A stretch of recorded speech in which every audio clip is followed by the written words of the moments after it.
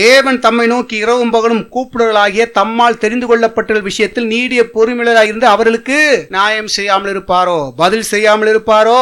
அப்போ தம்மை நோக்கி இரவும் பகலும் கூப்பிட்டியா, ஜபத்துக்கு பதிலே வரல, ஏதோ ஒண்ணு ஜபன்ற பேர்ல ஏதோ ஒரு எப்பயோ பண்ணி வச்சிருக்கேன், நடந்தா நடக்கட்டும், வேலைக்கு ஆகாதப்பா. உண்மையா கர்த்தர் தான் தருவார்ன்ற ஒருத்த விசுவாசித்தானா அவரை விடாப்பிடியா பிடிப்பான். இவரால தர முடியும் நீ விசுவாசித்தானா, நான் பெரிய கோடீஸ்வரனா இருக்கேன், இவருக்கு ஒரு 10 லட்சம் கொடுக்கற பெருசுலன்னு சொல்லி ஒருத்தவங்க விடாப்பிடியா மறுபடியும் இரவும் பகலும் வந்து எனக்கு ஹெல்ப் பண்ணுங்க தந்துடுறேன், பணத்தை தந்துறேன், திருப்பி தந்துறேன், எனக்கு இந்த ஒரு மட்டும் ஹெல்ப் பண்ணுங்க, எனக்கு வர வேண்டிய பணம் இருக்கணும், நொச்சு பண்ணிட்டே இருக்க என்ன ஆகும்? கொடுத்துருவாங்களா கொடுக்க மாட்டாங்களா?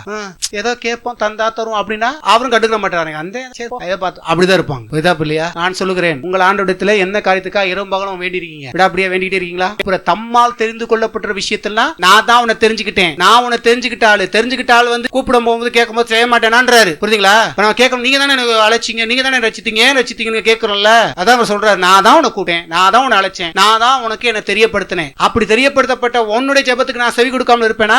உனக்கு அவர் முக்கியத்துவப்படுத்துவார். புரியுதுங்களா? முதல்ல நீங்க அவரை முக்கியத்துவப்படுத்தி செயல்படுங்க. நீங்க எந்த அளவுக்கு கர்த்தரை முக்கியத்துவப்படுத்தீங்கன்னா உங்க செயல்பாடுல தெரியும். எல்லா விஷயங்களும் கர்த்தர்ட்ட கொண்டு போவீங்க, கர்த்தர்ட்ட தான் பேசுவீங்க, கர்த்தர்ட்ட தான் சொல்லுவீங்க. கர்த்தர் என்று எனக்கு வேற யாரும் இல்லை. தேவர்களே, உங்கள் வாழ்விலே இப்படிப்பட்ட ரீதியிலே கர்த்தரை பிடிங்க. ஏனா தான் பிடிப்பதல்ல, கர்த்தர்ட்ட விசுவாசத்தோடு எப்ப பார்த்தாலும் அவர்ட்ட உட்கார்ந்துரும். எவ்வளவு டைம் இருக்குது, சும்மா உட்காந்துக்கிட்டு நேரத்தை வீணடிச்சிட்டு போக கூடாது. காலம் போய்கிட்டே இருக்கும், ஒண்ணுமே பெறாம போயிருவீங்க. ஒவ்வொரு நாளையும் பயன்படுத்திக் கொள்ளுங்க. ஒவ்வொரு மணி நேரமும் உங்களுக்கு கிடைக்கிற மணி நேரத்தை எல்லாம் கர்த்தரிடத்திலே பிரயோஜனப்படுத்துங்கள். அதனால் உங்களுக்கு பலன் உண்டு, பலன் இல்லாமல் அல்ல. ஒவ்வொருத்தருக்கும் மாற்று பலன் கொடுத்தே ஆவார்.